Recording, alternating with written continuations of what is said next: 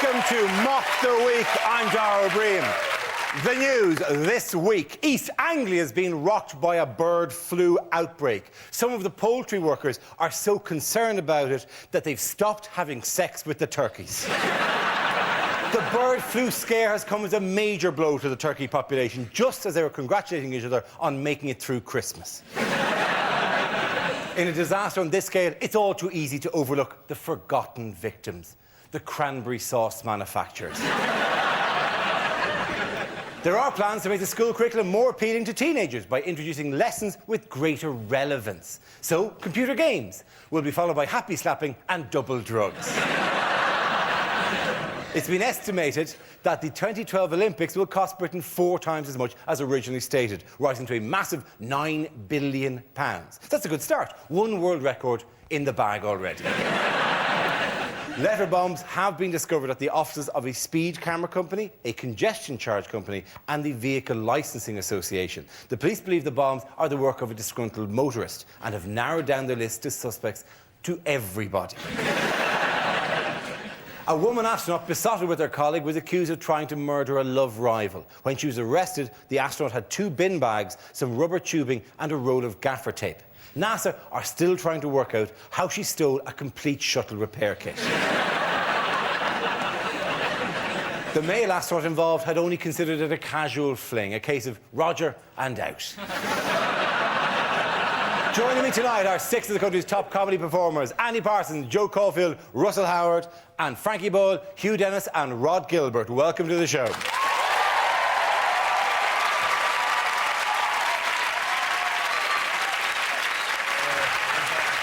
OK. Our first round is called Headliners. Here's a picture of clean-up operations after the bird flu outbreak at Bernard Matthews Farm in Suffolk. But what does BTAD stand for? Is it bugger there's a dead one? Is it Bioterrorists Annual Disco? Is it BBC Terminate Anton Deck? Is it best to avoid drumsticks? The T, I'll give you a clue, stands for turkey. British turkeys are doomed! Probably... Well, turkeys are destroyed, I would reckon. But what the B? Bilious? Billions? British? British. Very good. British Well done, turkeys. Hugh. By a process of going through every word beginning with B, Hugh has correctly identified the answer. Let us applaud him. The answer I was looking for was British turkeys are destroyed and refers to the arrival of the deadly H5N1 strain of avian flu in this country. Exclusion zones have been set up and a cull of 159,000 birds carried out. Is it enough? I wonder, ladies and gentlemen. The BBC sent us a note not to scaremonger in any way. It's out there! It's out there, for God's sake! Oh, why can guns and shotgun cartridges? What the hell are you doing watching this, for Christ's sake? That's what you're going to be doing right now. We should do Sorry, is that something wrong, Claire? We don't need to panic, do we? We don't need to panic. Apparently, if you eat turkey, you should be absolutely fine. The only way you can catch it is if you dry out the carcass and sniff it. That's essentially it, If you're into that sort of weird shit, you deserve exactly what's coming to you. That's simply not true. I call Suffolk. That might well kick off. I mean, you're talking about the one place in the world where bird flu could actually raise life expectancy levels as the locals finally stop marrying seagulls. The interesting thing about it is that they are battery turkeys. They're battery turkeys. They're treated very, very cruelly. But of the infected ones, the Duracell ones lived slightly longer. And they've banned pigeon racing on the back of this as well. They've panicked and banned pigeon, and that's going to force it underground, surely. It's tremendously cruel, the conditions they keep these turkeys in, isn't it? It would actually be more humane if they let them live in a bargain bucket. If they rolled into a bargain bucket as an egg, hatched, lived their life there, and then just before they died, onion rings were added. OK, I will say that we are obliged not to scaremonger here. Unlike the papers, which went bananas, the Mirror said, "We may die, save us." And the newsworld ran with, "Human bird flu is here." Just for clarification, human bird flu isn't here, right? And people in the news were going bananas. There's no such thing. The disease doesn't exist For years anymore. now, we've been told you've got to have, free-range chicken. It's going to completely change that. You don't want a chicken that's free range. You want a chicken that has been locked up for a long... You know, this isn't an ordinary chicken. This is a chicken which has been raised friendless in solitary confinement. The actual first one of H5N1 in this country was actually a swan, wasn't it? It was a swan, and yes. it arrived in Scotland, and they said, oh, well, you know, it's probably come over from France. Nothing to do with us, that's it. Blame those foreigners. Yeah. Mad cow disease, oh, yeah. Sod all to do with us. Probably some German cow came across on a lilo across the North Sea. Birds have got an easy deal. Birds have got an easy deal, haven't they? They're just getting flu. I mean, cats can get AIDS. That would have made Top Cat a very different show. My food's falling out, TC. Officer Dibble, I've got AIDS. Hang on a minute. Whoa! Can cats get AIDS? It's called fades. No, it's called Fades. feline... Feline AIDS, yeah. Feline AIDS. How they get AIDS? It's called, like, feeder or fade. Thank God you don't work for the National Health Phone. I don't know, something. See you later, bye. I gotta go. Yeah, I'm playing Pro Evo on the PlayStation. See ya. Right, quick question, sorry. Bernard Matthews and his farm has been in the news before.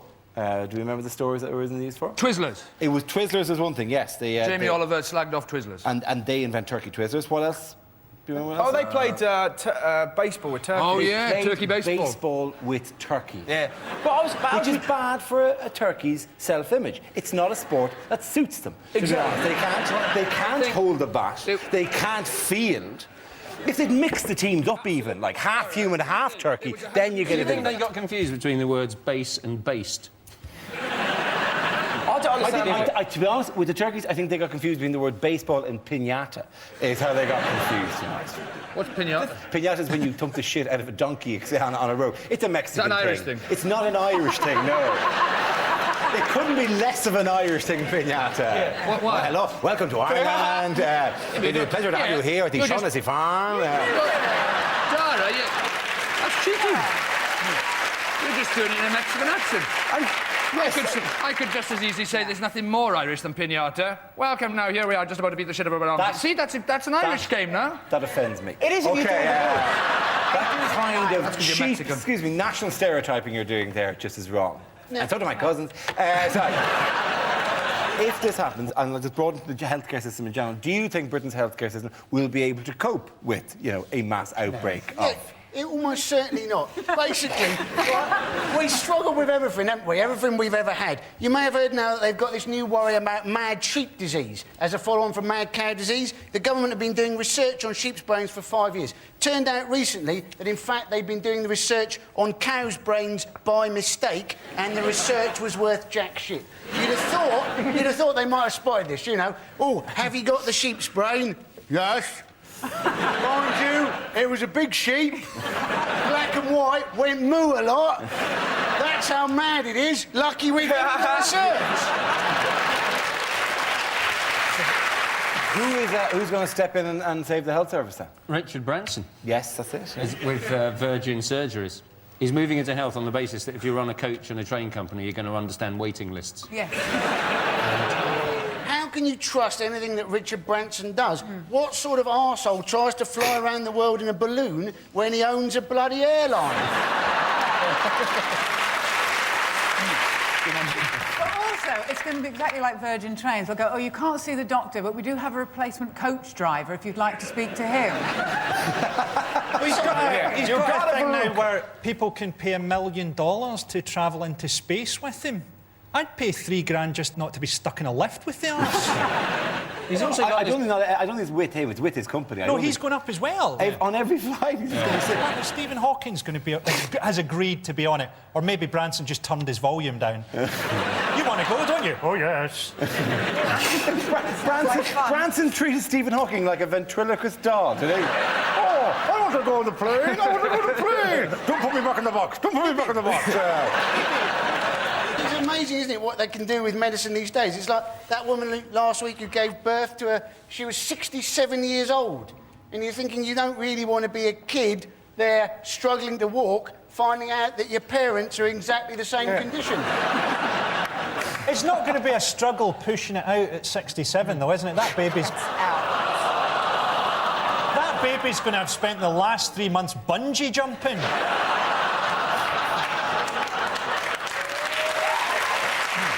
the end of that round, ladies and gentlemen, the winners are Frankie, Hugh and Rhod. Now we play a round called Wheel of News 2, Wheel Harder. This game involves Rhod, Andy, Frankie and Joe. So you can make your way to the performance area, please. This is a stand-up challenge. Our random news generator contains a bank of topics. We spin the wheel, a topic will come up, and they'll have to step forward and make jokes about it. And the winning team will be the one with the best material. OK, the first topic, let's spin the wheel. First topic is climate change. Who wants to step forward on that? I'll sort out climate change. It's Rhod. I'll sort out climate change, Dara. People, Is that climate change? That was the Lake District about a week ago. People are going on about climate change as if it's the end of the world. Listen, I'm Welsh. Bring it on. I couldn't give a... That's what I want. That's what I want. Our climate is shithouse. I can't wait for it to change. Like, people, you've got no idea how tough it is living here. I was 8 before I realised I could take a cagoule off. How about that? It's true in the Bible God made it rain for 40 days and 40 nights. That's still the best summer I remember. Bring it on. I say, bring it on. Well, Gilbert. Let's spin the wheel again. The subject is alternative therapies. Who wants to come in on that? I will. Joe. There's been a survey published about alternative therapies, basically put together by a lot of mad people pretending to be doctors. And they've come up with things that were healthy choices for us. Like next week on Valentine's Day, instead of chocolates, they've suggested that you should buy a gift voucher for a colonic irrigation treatment.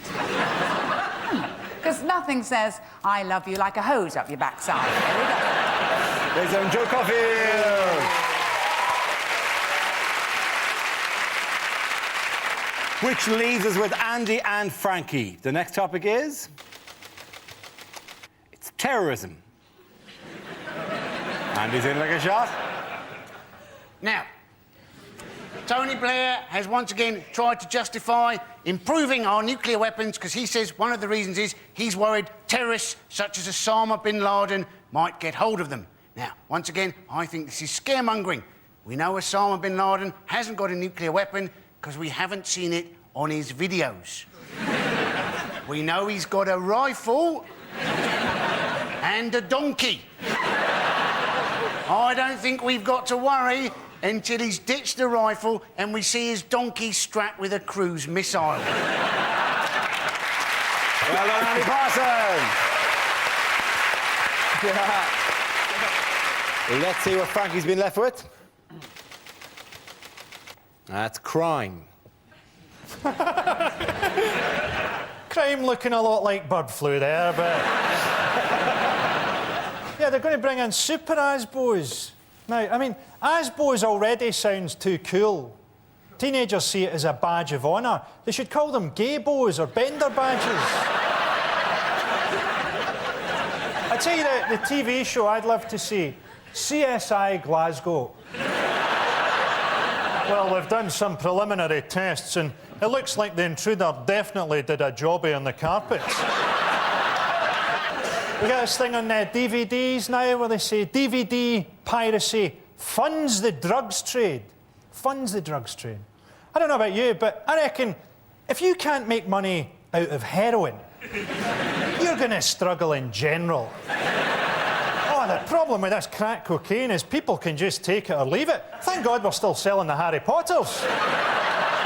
Frankie Royal.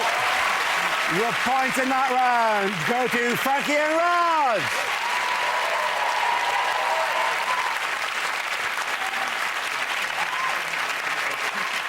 We now play a round called Royal Commentary. We'll play in a recent piece of footage featuring the royal family and ask Hugh to provide a commentary. This week, the Queen entertains a foreign visitor.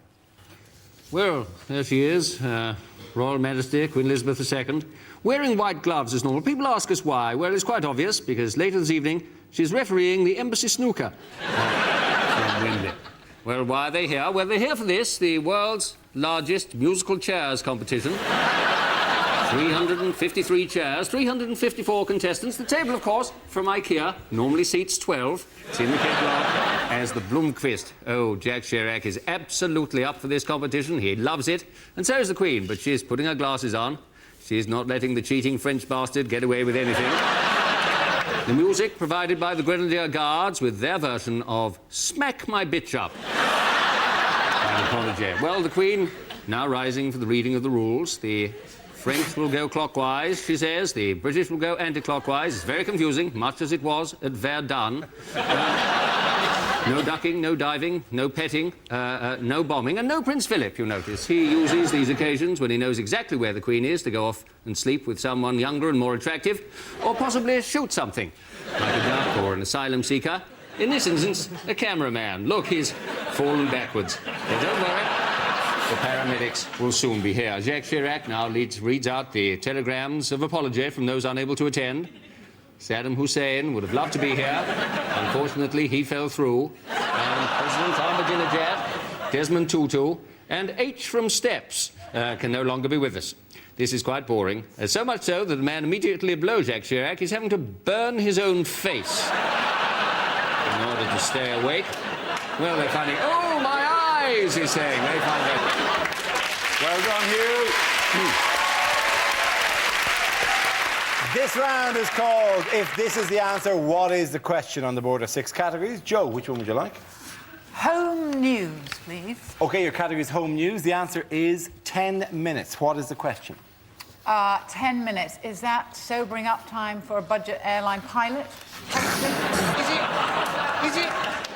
How much of 2006 can Pete Doherty remember? How long does it take to recreate Jade Goody's brain using only cotton reels and cereal packets? A working model. Yeah.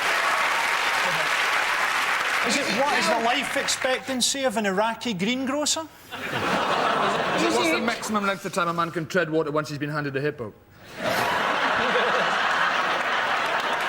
Another no, though. No. What kind of, like, you know, swimming lessons were you brought to? Yeah, you're doing good, you're doing very good. Now bring in the hippo, bring in the hippo. Is it something to do with education? Is it what do most kids think quarter of an hour is? I know the answer. It is something to do vaguely with education. Oh, it's how long are new lessons going to be? How long are some new lessons? Yeah, Mandarin specifically. Yes, it is. Absolutely. Very well done, Russell Howard. Very good.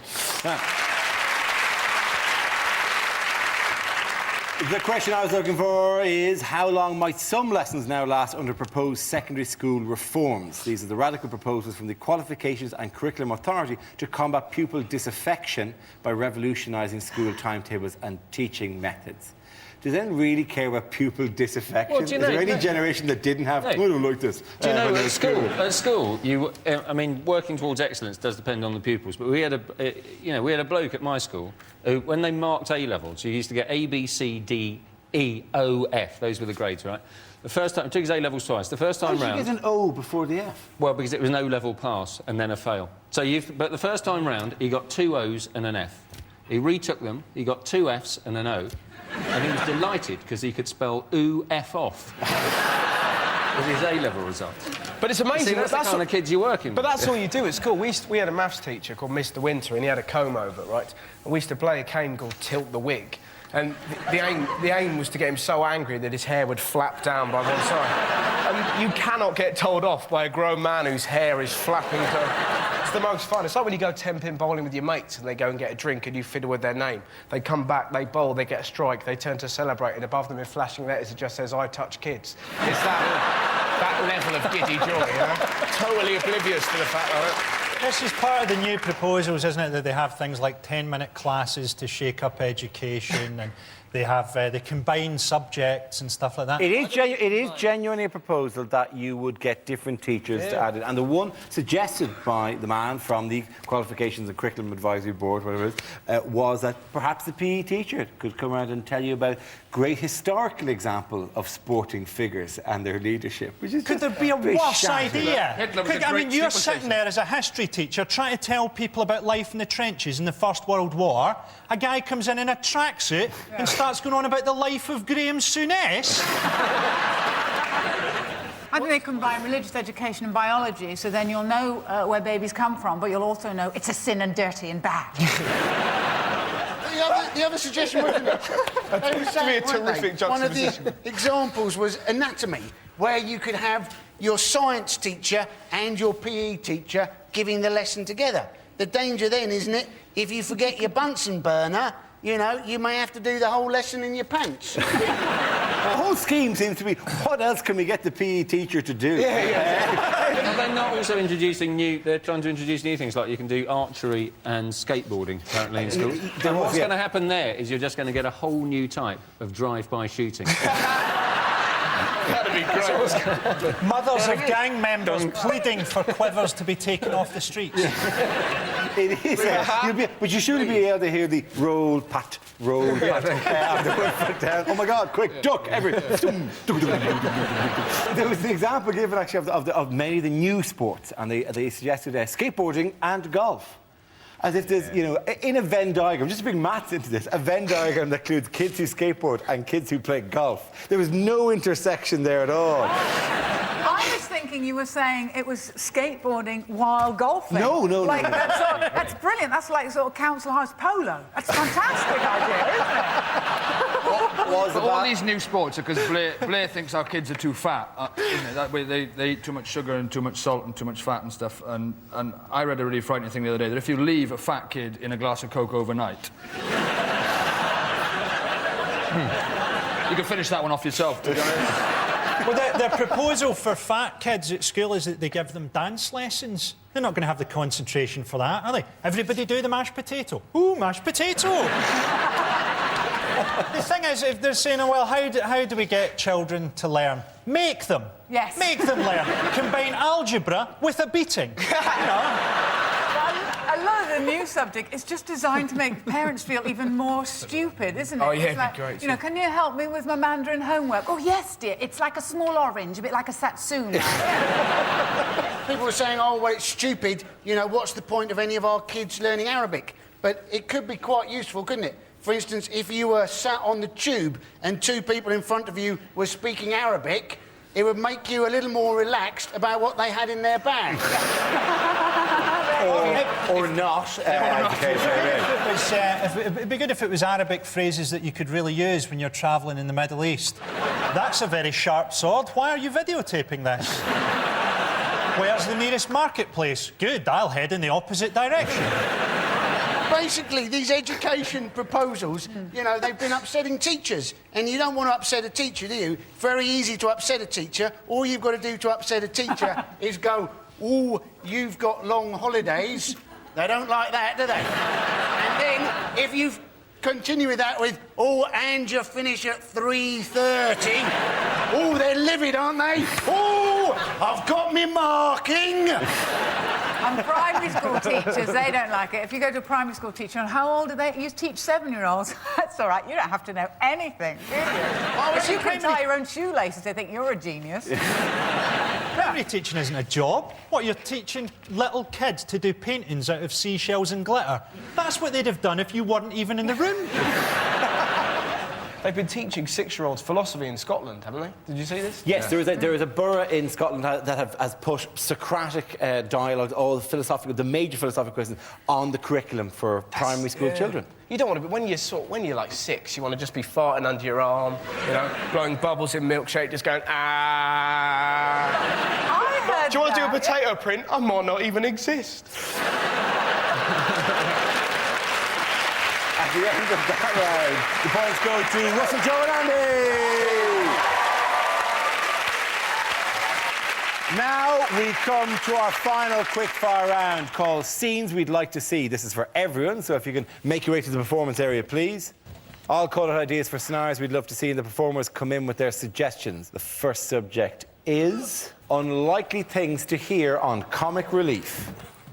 And we'd just like to thank the donation of 160,000 turkeys from a Mr. B. Matthews.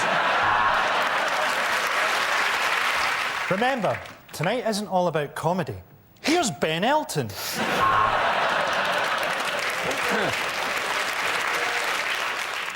Of course, we're also supporting projects in the UK. For example, this is my extension. My name's Ade. I'm 7 years old, and I have to walk 5 miles every day to get fresh water. So I really don't have time to play footballs with fat celebrities. Fuck off and give me the money.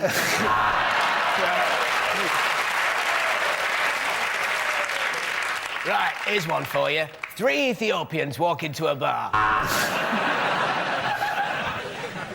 If we remove all these villagers' cataracts, one day they might be able to make our shoes.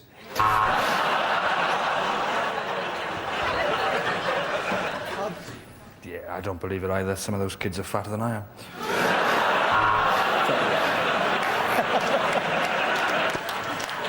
And remember, 20% of everything you give goes directly to a grinning warlord wearing a necklace of human finger bones. This village had 1 goat until I ate it. Later, Dawn French will be climbing into a bath of beans. Not for charity, it's her supper. We're from the Maasai tribe. When are we going to get that money for that ident we did? OK, the next topic is the worst thing your new neighbour could say. What day do the bins go out round here? My wife's body's starting to stink. Well, looks like we got ourselves a fresh one. I hope my turkeys won't be keeping you awake. My wife and I are nudists and have been for the past 70 years. You're bigger than you look through the telescope.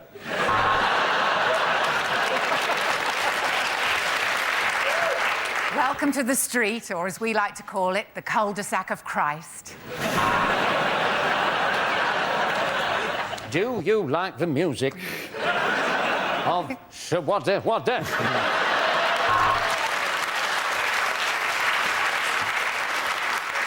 I can see you when you sleep.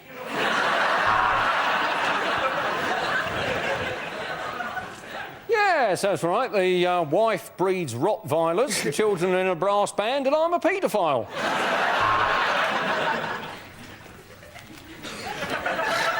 It's simple. Your dog and I are in love.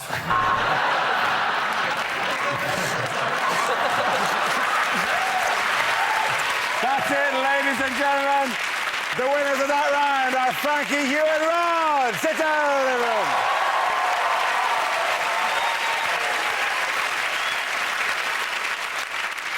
That is the end of the show, ladies and gentlemen. This week's winners are Andy Parsons, Joe Caulfield and Russell Howard.